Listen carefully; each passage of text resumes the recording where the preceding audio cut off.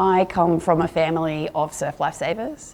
Kiama was our local club and it was just ingrained in our family, I guess. So it was a natural thing to do when you grew up, that you went to nippers. Bounce together. It became like my family. When you move from home, and like so many of the other people I met when I first joined, I was just welcomed with open arms. My school reports will tell you that I was a natural leader and I was always a narrator at school. So seeing, I think, the sweeps in our club at Coogee, and they were best in class, you know, and they made it look effortless and they loved it. And I think it was seeing them do it and thinking, yeah, I can do it. So girls, just take our time. We're gonna just try and get up to Coward's Corner. Yeah, I don't want to take on that edge. Ready? 1, 2, 3, up. Yeah, well, it was just, we didn't have girls at the time for whatever reason. Girls are hard to retain. So yeah, I just literally made the decision that I wanted to learn to sweep, and I met 4 girls who wanted to have a go.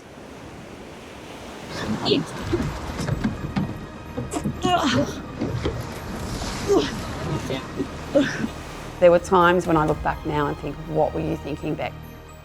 But now I look back on those times as just such a growing period for me as well. And in how do you take 4 girls or 5 girls and do something like we did was pretty incredible. When I really was getting into it and had some really good crews, my crews were pushing me to be the best I could be as well. Be fit, Beck, be strong, learn your craft, study the waves more, you know, deal with my nerves. I get really nervous before a race, especially when it's a big event. But yeah, they pushed me to be as good as I could as a competitor, but I had to also dovetail that with trying to coach them to be the best they could be as well. Beck has been trying to get me in the boat from like literally since I could walk. And when they did Coogee Surf Boat Academy, Beck was like, you're already signed up. And I went there, we got in the boats for the first time and I really just fell in love with it, like that sense of community.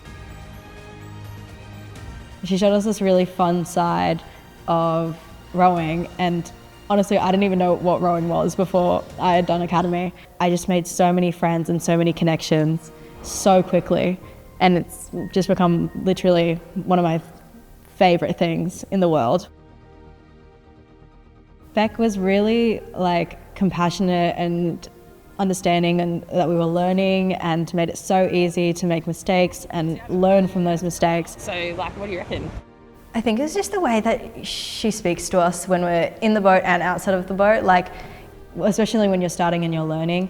You know, your bodies will grow and you'll get that real maturity in your muscles and that power.